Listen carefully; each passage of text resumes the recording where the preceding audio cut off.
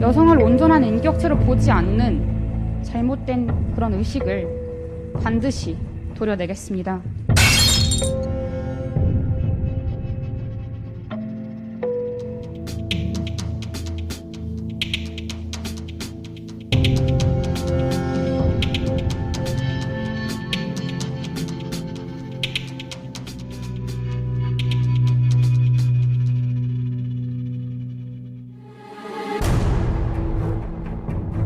민주당은 여전히 총체적 도덕불감증 성범죄 전문이라고 하는 DNA가 달라지지 않고 있다는 것을 알 수 있습니다.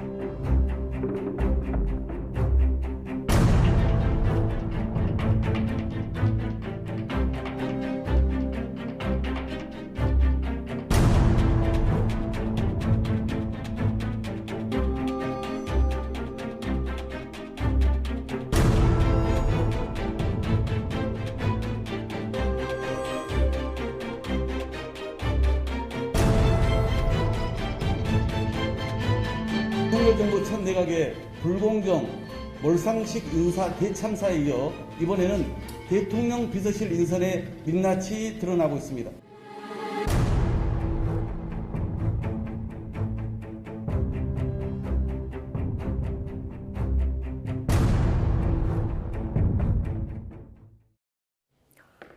네, 지방선거 코앞에 두고 민주당은 성비위 악재가 터졌고 국민의힘에서는 대통령실 인선 관련 논란이 악재가 될까 우려하는 분위기입니다. 자, 여야 정치인 두 분과 주요 현안 짚어보겠습니다. 신성범 전 국회의원 그리고 이소영 더불어민주당 의원 나오셨습니다. 어서 오십시오. 안녕하세요.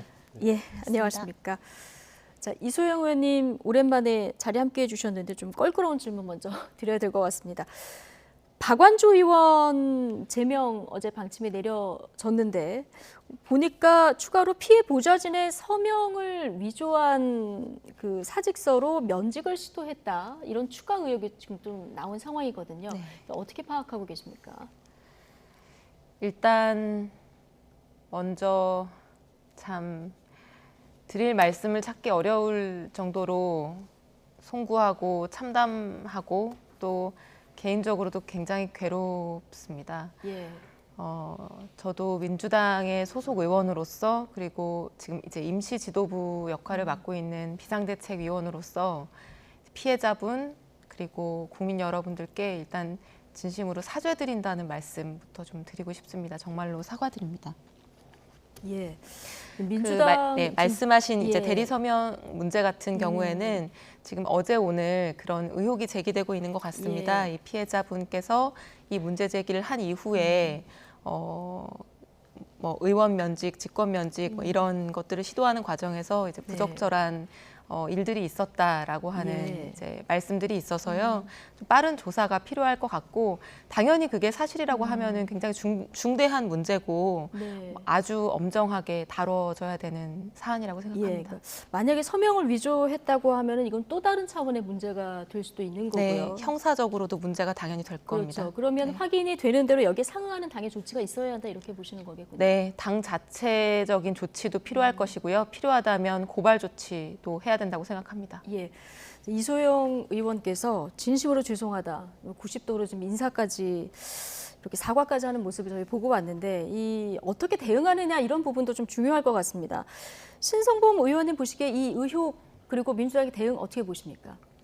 우선은 조금 보통의 경우에는 언론 보도가 나고 나면은 그 당에서 나오는 건데 아마 민주당이 굉장히 좀 급했던 거는 맞는 것 같아요. 그러니까 뭐 제명 결정이 먼저 나왔잖아요. 그러니까 네. 언제 어떻게 무슨 일이 일어났는지를 묻지 않고 그냥 사건의 심각성만 확인했다 이렇게 나오는 건데. 예, 이건 뭐 피해자를 좀 보호해야 되는 측면도 그런 있으니까요. 측면도 있겠죠. 그런데 제가 볼 때 뭐 선거 때문에 그런 것 같은데 어찌됐건 이 문제는 지금 드러나는 상황만 보더라도 뭐 권력형 성범죄는 맞는 것 같아요. 그러니까 보좌진이라 그랬죠. 보좌진. 보좌가 아니면 비서가 될 텐데. 그럼 권력의 상하관계는 맞잖아요. 국회의원과 보좌진은. 또 하나는 이게 은폐 의혹이 있는 거다. 범죄 은폐 의혹이. 말씀하신 이제 면직 시도권만 하더라도 본인이 피해를 당한 그 보좌진 여성은 그만둘 생각이 없었는데 제3자가 마치 사익서를 써가지고 그걸 국회 사무처에 제출하도록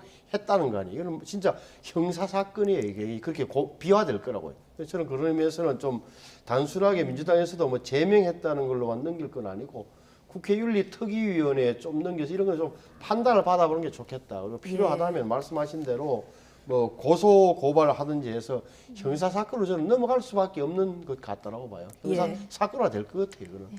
조금 더 첨언을 드리자면은 사실 이제 구체적인 사실관계와 관련해서는 피해자분께서 노출을 원하지 않으셔서 이제 자세한 말씀을 좀 드리기는 어려울 것 같습니다. 그런데 이제 그 사건 자체는 작년 말에 있었던 일이지만 최근에 4월 말에 당 차원의 기구에 정식으로 이제 피해자분께서 사건을 접수하게 됐고 며칠간의 윤리감찰단의 조사를 거쳐서 이제 사실관계가 어느 정도 확인되자마자 즉시 피해자분의 요청에 따라서 가장 빠른 시점에 결정을 했다는 이제 말씀을 좀 드리겠고요. 당 차원의 제명은 이제 즉각적으로 할 수 있는 조치를 바로 취한 차원이라고 봐주시면 될 것 같고 국회 차원의 징계도 당연히 필요하다고 생각합니다. 그래서 지금 제가 알고 있기로는 국회 윤리특위에 신고도 되어 있는 걸로 알고 있는데요. 국회 윤리특위에서 징계 절차가 개시되면 우리 민주당 차원에서 주도적으로 적극적으로 그 징계 절차도 이끌어 가야 된다고 생각을 하고요. 뭐 형사상, 민사상 이런 과정에서도 피해자분께서 지원이 필요하시고 또 원하신다고 한다면은 당이 지원해야 된다고 보고 있습니다. 자, 이재명 선거대책위원장은 민주당 제명 조치에 공감한다. 오늘 이런 입장을 밝혔고요. 어제 고개를 숙였던 박지원 위원장, 자, 이준석 국민의힘 대표를 소환했는데요. 자, 여당 비판까지 같이 듣고 오시겠습니다.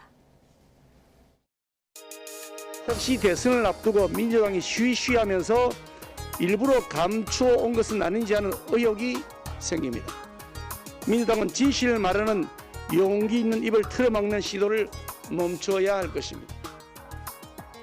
민주당이 과거에 성비위 사건으로 여러 차례 국민들의 심판을 받았는데 또다시 계속해서 이러한 사건들이 이어지고 있는 것 자체가 민주당이 반성하지 못했다고 생각하고 있고요. 저는 참 이런 행태들이 되게 역겹다고 생각합니다. 그 문제는 어제 우리 상임선대위원장께서 충분히 말씀드렸고 그래서 저는 거기에 공감한다 이런 정도 말씀드리겠습니다. 국민의힘 이준석 당대표는 형상납과 징계원멸 의혹을 갖고 있습니다. 그런데 징계 절차를 지방선거 이후로 미루기로 했다고 합니다. 민주당은 그나마 수준 중이지만 국민의힘은 지금도 숨기는 중입니다. 국민의힘은 우선 이준석 당대표를 징계하십시오. 그리고 민주당과 같은 표수를 개시해야 합니다. 최소한 그 정도 조치는 해야 민주당을 비판할 자격이 있습니다. 네. 자, 발언을 차례로 듣고 오셨는데요. 자, 이소영 의원님, 국민의힘에서 총공세를 하면서 한 얘기가 대선 때문에 좀 숨긴 건 아니냐 이런 의혹을 또 제기를 했는데요. 이 부분에 대해서는 지금 어떻게 파악하고 계십니까? 그것은 전혀 사실이 아닙니다.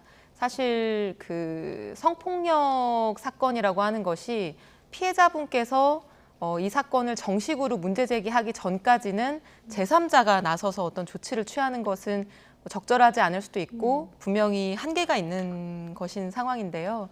4월 말에 당에 이 문제가 정식으로 접수되기 전까지는 뭐 당 차원에서 이거를 뭐 알면서도 또는 접수를 했는데도 이거를 뭐 지연시켰다거나 이런 사안은 전혀 아니고요.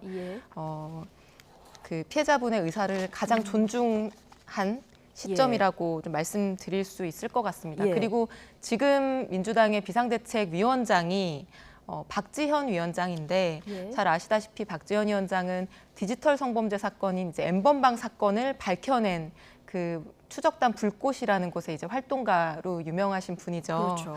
그런 인물이고 이 성범죄 그리고 어떤 이 성비위 그리고 성차별적인 문화 이런 것들을 바꿔내는 것이 박지현이라고 하는 사람 개인에게도 굉장히 중요한 문제이기 때문에 이거를 미리 알았다면 절대 이걸 좌시할 수 없었을 겁니다. 네. 저도 마찬가지고요. 박지원 위원장이 오늘 이준석 대표를 소환했는데 이 문제는 어떻게 보십니까? 저는 이게 뭐 여야의 문제도 아니라고 생각하고요. 그리고 뭐 누구도 자유로울 수 있는 문제. 우리는 뭐 전혀 그런 예. 일도 없고 그럴 수도 없다. 이렇게 자신할 수도 없는 문제라고 생각하고 그게 여야든 누구든 사실은 겸허하고 굉장히 경계하는 자세를 취해야 예. 되는 이제 문제라고 생각하는데 저는 이게 뭐 이준석 대표나 뭐 누구 이런 특정한 개인에 대해서 얘기했다기보다는 정치권 전체가 예. 여야를 막론하고 이런 성비위 문제에 대해서 엄정한 태도를 취해야 우리 사회가 달라질 거다라는 취지의 말로 이해했습니다. 예. 이준석 대표도 지금 당 차원에서 징계 절차가 진행되고 있지 않습니까? 이런 그렇죠. 보도를 사용한 것 당 같은데. 중앙윤리위원회, 당내에 있는 가장 큰 윤리기구인 당 중앙윤리위원회에서 징계 절차에 착수했죠. 그러니까 네. 무슨 말이냐면은 사안을 조사해서 당 대표를 이준석 당 대표를 어떻게 할지를 결정하겠다는 자 징계 절차에 착수했다. 이 사안은 아시는 대로 뭐 2013년이니까 9년 전 일이긴 하지만 예. 당 대표로 현직의 당시는 뭐 박근혜 전 대통령 시절이고 당선되고 나서 얼마 안 있었으니까 직전 비대위원장 자격으로 아마 총망받는 청년 정치인 시절 이야기였는데 어찌 될지는 모르겠어요. 근데 저는 이 이야기는 꼭 하고 싶어요. 우리 이소영 의원님 저 설명을 잘 해주셨는데 여야를 막론하고 이 문제는 좀 접근을 해야 된다는 말씀에 전적으로 동의하고 예. 다만 이제 민주당에 내가 관찰하면서 아쉬운 거는 이제 우리 흔히 아시는 대로 뭐 그 안희정 전 지사나 오돈 시장이나 박원순 시장 건이 있을 때 보면은 집단적으로 방어 심리가 작동하는 것 같아요. 방어 기제가. 그러니까 뭐 피해 호소인이라는 말이 나왔던 이런 지점. 이게 전반적으로 보면 뭐라 그럴까 86 운동권의 조금 문화의 영향이라 그럴까 하면서 좀 서로 감싸주는 그런 분위기가 좀 있었던 거 아니냐. 저는 오히려 연장선상이라고 좀 보는 편이에요. 그러니까 여기에 대한 인식을 사건 불거질 때마다 반성한다고 해서 결의문내고 했지만 이게 왜 정말 심각하냐.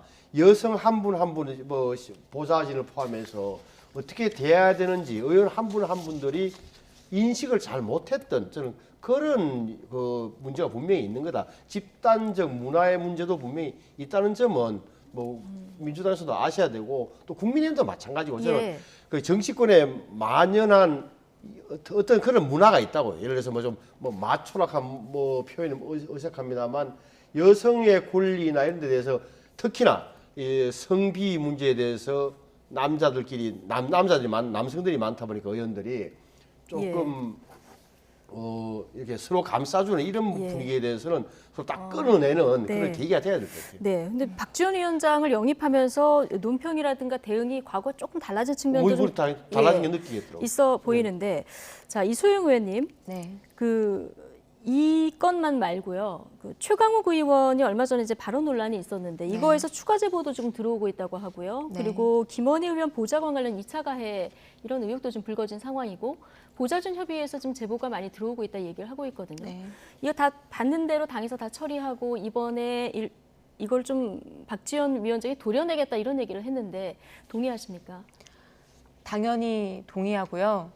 저는 어쩌면 당분간 예. 민주당 안에서 더 많은 사건들이 그리고 오래된 사건까지도 저는 제보가 쏟아져 나올 수 있다고 생각합니다. 왜냐하면 지금까지는 이런 문제 제기를 하는 것 자체도 굉장히 조심스럽고 불이익을 당할까 봐 또는 상대방이 제대로 처벌되지 않을까 봐 주저하게 되는 예. 부분들이 분명히 있었다고 생각하는데 어떻게 보면 성범죄와 지금까지 싸워온 그런 분이 지금 당대표 역할을 하고 계신 것이기 때문에 지금은 어떻게 보면 피해자분들이나 이걸 소리내서 숨죽이고 계셨던 분들이 이제 이걸 꺼내놓고 제보도 하고 문제 제기하고 이제 뭐 가해자의 처벌을 요구하기도 할 수 있는 네. 상황이 저는 되어가고 있다고 생각을 하거든요. 예.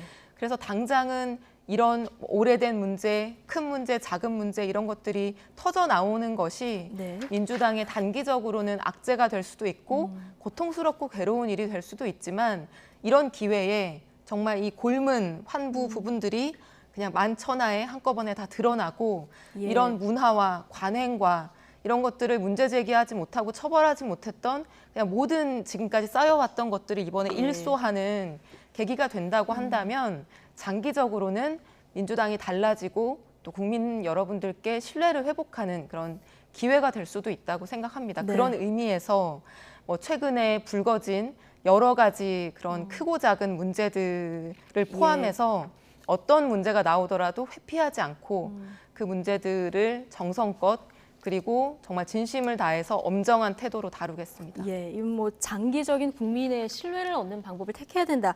이런 얘기를 오늘 강조해 주셨는데, 자, 여권에도 지금 선거 앞두고 불리한 이슈가 있습니다. 김성회 비서관을 포함한 대통령실 인선 부실 검증에 대한 비판인데요. 먼저 정치권 이야기 듣고 오시죠. 김성회 비서관 그리고 공직기관 비서관, 총무비서관 당장 사퇴해야 마땅합니다. 민주당은 국회 운영위를 열어 비서실 인선 경위도 따져 묻겠습니다. 취임한 지 불과 나흘째입니다. 윤 대통령은 지금이라도 검찰공화국이 아니라 민생과 경제 살리기 그리고 국민 통합에 매진하기 바랍니다. 국민들이 굉장히 필요해하고 어려워하는 이 심정을 잘 헤아리시고 몇 가지 문제는 지금 바로 결단해서 문제를 풀 수 있는 부분들도 있다고 봅니다. 지금 터져나온 뭐 비서관 문제라든가 이런 김성애 비서관 문제라든가 이런 것을 통해서 조금 이 윤석열 정부가 새로운 미래로 나가겠다라고 하는 의지를 좀 더 확실하게 보여주시고 국민 통합의 중심에 서주시기를 부탁드립니다. 예. 자, 김성회 비서관의 혐오 발언 논란. 뭐 오늘도 사의 표명한 적 없고 거취 정해진 바 없다 이렇게 얘기를 하고 있습니다만은 조금 기류는 달라지는 것 같기도 하고요. 어떻게 보십니까? 그치 뭐 본인이 표명하든 아니면 뭐 대통령 비서실장이 정리를 하든 간에 그걸 떠나서 이 김성회 비서관이라는 분이 무슨 비서관인가 종교 다문화 비서관이잖아요. 그러니까 그렇죠. 새로 신설된 비서관 직제 이전에는 이게 제 기억이 맞다면 뭐 시민사회 수석실이 아마 행정관 정도가 맡은 자리인데 이걸 비서관으로 키웠는데 말씀은 딱 이름 자체에서 보세요. 종교 다문화 그러면 뭐 관용 뭐 다양성 포용 이런 걸 강조해야 마땅한 분이 예, 차별과 편견을 좀 없애겠다 해서 만들어진 없애야 맞는 자리인데 비서관이죠. 과거에 이제 행적이긴 하지만 이게 썼던 글이나 이런 게 굉장히 좀 험하잖아요. 예를 들어서 뭐 조선시대 여성의 절반 이상이 뭐 놀이에 따른 거나 아니면 동성애도 뭐 정신병이다. 물론 동성애에 대해서 사람들이 뭐 찬양하는 게 대해서는 많은 사람들이 뭐 찬양하진 않고 오히려 퀴어 축제 이런 것에도 약간 부담감을 느끼는 게 사실이고 그렇다고 해서 정신병 취급을 하거나 치료 가능한 병으로 보기보다는 그냥 일탈로 보는 게 상식적인데 그런 이를 일련의 은행 같은 것이 종교 다문화 비서관은 안 맞다 이런 건데 저는 분명하게 부적절하다. 그리고 인선도 왜 이런 분을 꼭 종교 다문화 비서관에 썼는지를 누가 추천했는지 잘 모르겠어요. 하지만 이 전체적인 이미지를 개선하기 위하고 윤석열 대통령 정부의 성공을 위해서라도 조속히 좀 인사 문제 좀 정리가 돼야 된다고 저는 생각해요. 언행도 부적절하고 이 자리에도 맞지 않아서 그렇죠. 조속히 정리되는 게 맞다 얘기를 해주셨는데 대통령실이 오늘 윤 대통령에게 여론을 가감없이 전달하고 있다 이렇게 얘기를 했거든요. 이 여론을 들은 윤 대통령 어떻게 판단할 거라고 예상하십니까? 뭐 누가 됐든 막론하고 국민을 화나게 하는 인사는 하지 않는 것이 정답이겠죠. 사실 이제 이 김성회 비서관이라고 하는 분 하신 말씀 중에 이제 저는 가장 국민들 정서에 반한다라고 생각하는 부분이 그 일본군 위안부 피해자들이 보상 요구하는 거를 화대라고 이제 표현한다거나 하는 부분들이 SNS에 이제 다 공개가 되어 있는 상황이었는데 이거를 저는 인사를 담당하시는 분들이 몰랐을 거라고 생각하지는 않고요. 누구든지 검색해서 사실 기자분들이 이렇게 손쉽게 찾는 것을 인사검증 과정에서 놓칠 리는 없죠. 그래서 이 정도는 괜찮다라고 아마 생각을 해서 임명을 하게 된 것일 텐데 그게 뭐 여야를 막론하고 또는 뭐 누구를 막론하더라도 이렇게 국민들 정서에 반하는 생각과 사고방식을 가지고 있는 분들이 또 1급이지 않습니까? 비서관이 1급 공무원인데 이렇게 고위공직에 임명되는 것은 부적절하다고 생각하고 윤석열 대통령께서도 빠르게 이 문제를 정리하시는 게 저는 도움이 될 거라고 생각합니다. 이거 말고도 총무비서관 과거 검찰 재직 당시 성비위 의혹도 지금 나왔는데 과거 글이라던가 과거 징계 이력 같은 거는 조금 검증을 하면 될 것도 같은데 그 인사 그러다 보니까 사전 검증이 좀 부실한 거 아니냐 이런 지적이 계속 나와요. 그게 윤재순 비서관이 기관장 경고를 받았다 그래. 기관장 경고 시점을 보니까 1996년 그러니까 서울 당시 남부 지청이었거든요. 지청에서 네. 검찰 주사보로 재직하듯이 26년 전에 여직원 상들에서 부적절한 신체 접촉이 있었다. 그래서 경고를 받았고 또 6년 후 2012년도에 10년 전에 또 대검 정책기획과에서 검찰 사무관으로 재직할 때 비슷한 사례로 감찰본부장 경고처분을 받았다. 그러니까 이게 정식 징계는 아니다. 예. 기관장 경고는 당시는 정식 징계는 아니었다는 걸로 세명을 한다 그래요. 그렇더라도 경고가 있었다는 거는 부적절한 행동이 있었다는 거 아니겠습니까? 물론 그렇죠. 그러니까 예를 들어서 이게 이제 흔히 말하는 감봉이나 견책이나 이렇게 쭉 나름의 징계 위원회가 만들어져서 그 정도 사안은 아니었다는 걸로 해서 검찰 내부에서 넘어갔던 거고 여기에 대해서는 윤석열 대통령이 알았는지 몰랐는지는 잘 모르겠어요. 어찌됐건 예. 총무비서관에서 이제 야당에서 지금 민주당이 공격을 집중하는 이유는 지금 청와대 전체가 검찰 비서관들이 너무 많다는 사실도 부각시키려면 이런 의도도 있어 보여요. 어찌됐건 윤재순 그 총무비서관에 대해서는 그런 사실은 있었다. 하지만 그 당시 그 시절에는 기관장 경고에 거쳤던 사안이다가 사실 일반적으로 이야기하는 팩트 같아요. 지금 민주당에서는 대통령실이 대검 분소냐 이런 비판도 나왔는데 지금 검찰 출신 인사가 너무 많다 이런 지적도 나오는데 이 문제는 어떻게 보십니까? 실제로 이제 기존에 비해서는 검찰 출신 인사가 많은 것이 사실인 것 같고요. 특히 윤석열 대통령께서 검찰 출신 대통령이기 때문에 너무 검찰 국가화되는 거 아닐까? 검찰 공화국이 되는 거 아닐까? 너무 검찰 출신들이 정부를 좌지우지하는 거 아닐까라고 하는 이제 국민들의 염려가 어느 정도 있는 상태이기 때문에 오히려 의식적으로 그런 오해를 피하는 저는 조치도 필요했다고 보이는데 오히려 실제 인사를 보면은 검찰 출신들이 너무 많이 기용된 나머지 정말 이제 그 의구심이 확신으로 진행되어 가는 게 아닐까라고 하는 걱정이 됩니다. 능력이 있다 하더라도 좀 안배가 있어야 된다 이렇게 보시는 건가요? 사실 대통령의 인사라고 하는 거는 능력도 굉장히 중요하지만 여러 가지 오해를 피하기 위한 안배도 굉장히 중요하게 보지 않습니까?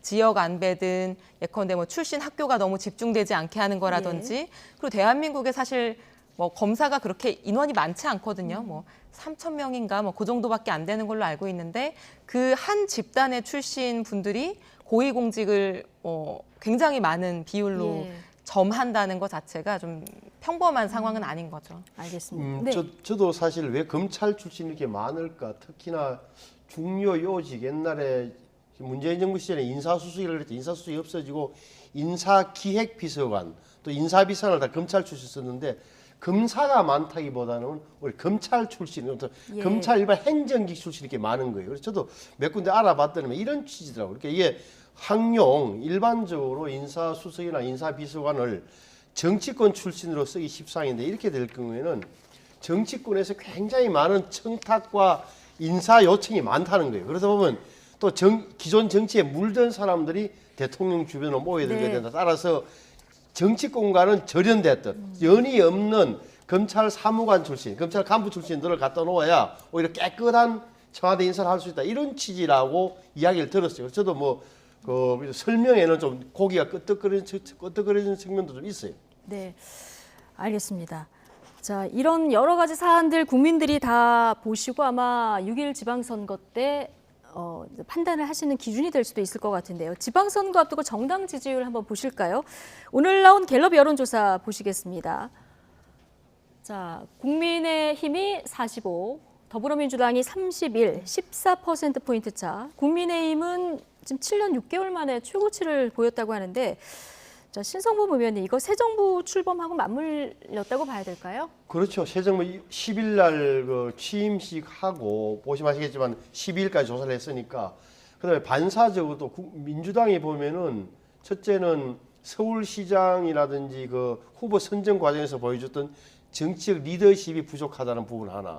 또 청문회 과정에서 보여줬던 미안한 이야기지만 민주당 의원들이 굉장히 준비가 안 돼서 나와서 오히려 되치기 당하는 이런 전반적인 모습이 투영된 여론조사 결과다. 지금 제가 볼 때는 만약에 박완조 의원이라든지 이런 성비 의혹이 좀 더 아직 제대로 반영이 안 되는데 제대로 하면 충분히. 근데 시간이 좀 지나면은 저는 민주당 지지도가 좀 더 빠질 가능성도 있다고 봐요. 더 벌어질 것이다. 네. 근데 여론 흐름이 좀 더 벌어질 것이다 이렇게 예상을 하셨는데 그러면 민주당으로서는 지금 한덕수 총리 인준 표결 문제 이걸 좀 굉장히 고민을 하고 계실 텐데요. 어떻게 될 거라고 예상하십니까? 이제 여러 번 의총에서 논의를 하시겠습니다만. 일단은 국민 여론이 중요하다고 네. 생각을 하고요. 지금 한덕수 후보자와 관련해서 나온 의혹들이 한두 가지가 아니고 그중에서는 국민 정서상 받아들이기 어려운 부분도 있고 또 총리까지 하신 오랜 공직 생활 경험을 가지고 이제 로펌에서 수십억 대의 뭐 이익을 받으시면서 예. 그런 것들을 공적 네트워크와 공적 자산을 사적으로 활용한 부분들 이런 것들이 굉장히 지금 뭐 여론은 안 좋은 상황으로 알고 있습니다. 예. 그래서 국민의 여론 동향, 여론의 어떤 국민의 마음을 잘 살펴서 민주당도 합리적인 예. 선에서의 판단을 해야 된다고 근데 봅니다. 여론조사를 보니까 적절하냐 부적절하냐 하고 그래도 인준해줘야 되냐 안 해줘야 되냐 이 여론은 조금 결의 차이가 있는 것 같이 결과가 나오던데 16일 대통령 시정연설이 예정돼 있는데 이때 이제 한덕수 표결이 이루어질지 관심이거든요. 이또 주목해서 봐야 되겠군요.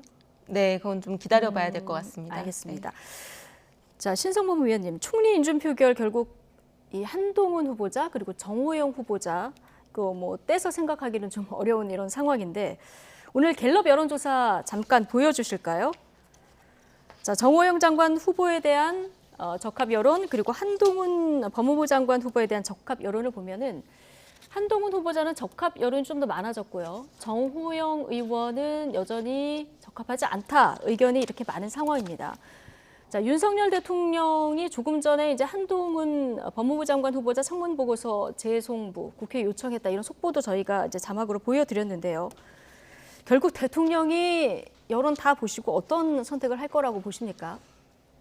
관건은 한덕수 총리 임명 후보 임명 동의안을 언제 본회의에서 처리하느냐예요. 근데 제 말씀은 네. 지금 민주당에서도 처음에는 말은 그렇게 안 하지만 결국은 한덕수, 한동훈, 정호영을 연계시켰단 말이에요. 근데 연계시키는 전략이 깨졌어요. 왜 깨졌느냐? 청문회를 잘못하는 바람에 국민 여론에 오히려 거꾸로 뒤집어서 반박을 되면서 연계를 못 시키는 거예요. 그래서 예. 그래서 일부 이제 예를 들어서 정성호 의원 같은 경우는 한덕수 후보에 대해서는 조건 없는 인준 표기를 하자. 다시 말해 연계시키지 말자. 연계하지 않겠다는 공식으로 밝히자. 이런 취지란 말이에요. 그러면 빨리 제가 볼 때는 이걸 해줘야 돼요. 한덕수 총리 후보자에 대해서는 그 본회의에 올려서 가부를 결정을 해줘야 돼요. 그 다음에 윤석열 대통령이 어떻게 하는지는 그 다음에 봐야 돼요. 여기서 만약에 말 나온 대로 정호영 후보자에 대해서 한덕수 총리 후보자가 통과되고 나서 통과도 아니다 되고 나서 정호영 후보자를 임명하게 되면 민심은 오히려 더 나빠질 수도 있고 뭐 이런 거니까 저는 적어도 현재 분위기로 봐서는 만약에 민주당이 한덕수 후보자 여기에 본회의 표결에 어떻게 보면 순조롭게 진행된다면 윤석열 대통령 입장에서도 6월 지방선거와 앞으로 미래 관계, 여야 관계를 위해서 정호영 후보자는 아깝지만 굉장히 인간적으로 미안하지만 뭐 이래서 설명하고 뭐 사퇴, 뭐 자진 사퇴를 유도할 수도 있지 않겠는가? 그 원래 정치라는 게 뭐 그럴 수밖에 없는 거니까. 그렇군요. 민주당이 한덕수 총리를 조건 없이 통과시켜주면 대통령도 뭔가 좀 판단을 할 것이다 이렇게 당연히 그 정치가 예상을 그렇게 진행되는 게 맞는 거예요. 예상을 하셨는데 그거는 쉬운 사실 판단이 아닐 수도 있는 게요. 최근에 총리가 누구였는지 이제 생각해 보면은 뭐 이낙연 총리, 정세균 총리, 김부겸 총리 다 인사청문회를 거쳤지만 예. 이렇게 종합적인 비위 사실 그리고 비위 의혹들이 나온 총리가 최근에 없었습니다. 예. 그런데 한덕수 총리 후보자 같은 경우에는 지금 뭐 10가지 10대 의혹이라고 얘기 나오는 것만 하더라도 굉장히 누가 봐도 심각한 결격 사유로 볼 만한 의혹들이 많은 상황인데 이것이 단순히 어떤 정치적인 이유만으로 모든 공직자들의 어떻게 보면 총괄 수장이 되실 분인데 그런 분에게 엄격한 잣대를 들이대지 않고 예. 그렇게 관대함을 발휘하는 것이 국민들 시선에서 어떻게 보일지 예. 이런 부분도 같이 좀 판단해야 된다고 네, 봅니다. 민주당에서도 뭐 여러 가지 의견이 있을 텐데 의총 결과를 좀 지켜보도록 하고요. 네. 6일 의원님께서 우리 이 의원님께서 말씀하신 만약 이게 의원총회로 가면 대부분의 경우 모든 정당이 의원총회로 가서 하다 보면 사실은 또 강경론과 원칙론을 우시하게 되는 거예요. 이렇게 되면은 당론으로 반대하자 이렇게 결론이 나오면은 저는 전국은 앞으로 더 꼬일 거예요. 제가 짐작한 데는. 아, 그렇군요. 자, 오늘 후보 등록 다 마감이 됐는데요. 민주당 첫 중앙선거대책위원회 그 회의를 김동연 경기지사 후보 선거사무소에서 진행을 했더라고요. 경기도는 반드시 사수한다. 뭐 이런 의지라고 보면 될까요? 경기도는 우리 대한민국에서 가장 큰 지방 정부이기도 하고요. 민주당의 단체장이 정말 많은 성과를 축적시켜 놓은 성과의 어떤 집약판이기도 한 어떤 광역 네. 정부입니다. 그래서 경기도에서 바람을 만들고 흐름을 만들어서 전국 선거에 좋은 영향을 미치는 것이 이번에 저희에게 중요한 네. 선거 전략이기도 하기 때문에 예. 첫 회의를 경기도에서 연 것으로 알고 있습니다. 네. 지금 이 보궐선거에 출마한 안철수, 그리고 이재명 이 두 거물급 후보의 영향이 지방선거에 어떻게 미칠까 이것도 관심인데 오늘 두 사람 출마에 대한 국민 여론을 물은 그 여론조사가 있어서 봤더니 안철수 위원장보다는 이재명 고문 출마에 대한 부정 여론이 조금 더 높은데 이건 아무래도 대선에서 끝까지 뛴 그 후보라서 그럴까요? 그렇죠. 그게 가장 큰 요소죠. 그러니까 대통령 선거에서 윤석열 대통령의 한 24만 표 정도 진 분인데 좀 쉬었다가 큰 정치를 하지 마음 급하게 왜 또 자기 지역구도 아닌 인천 계양에 또 출마하는 거지라는 그 상식적인 국민의 상식이 좀 뭐 여론조사에 나온 거죠. 예. 안철수 의원은 이제 안철수 위원장 그나마 중간에 이제 단일화를 포기했으니까 네. 아 저분은 당권을 잡기 위해서 국민의힘 당권을 잡기 위해서 정치 일정상 필요해서 예. 뭐 그 분당갑에 출마해서 다음에는 아 당 대표 하려는구나라는 국민적인 나름의 그 상식적인 뭐 기대랄까 전망과 맞아서 저렇게 좀 나오는 거 차이가 좀 있는 것 같아요. 예, 알겠습니다. 이재명 위원장은 지금 이번에는 유능한 일꾼을 뽑는 선거다 이렇게 얘기를 하고 있는 상황인데요. 뭐 이재명 고문의 이제 짧게요? 예. 개항은 출마에 대해서는 좋지 않게 본다고 하는 여론에는 이재명 고문에 대한 좀 애정을 가지고 있는 분들의 애정이 좀 녹아 있는 저는 여론조사 결과라고 봅니다. 애정이 담겨 있는 여론조사 네. 결과다. 알겠습니다. 자, 신성범 전 국회의원 그리고 이소영 더불어민주당 의원 오늘 두 분과 이야기는 여기까지 하겠습니다. 고맙습니다. 네, 감사합니다.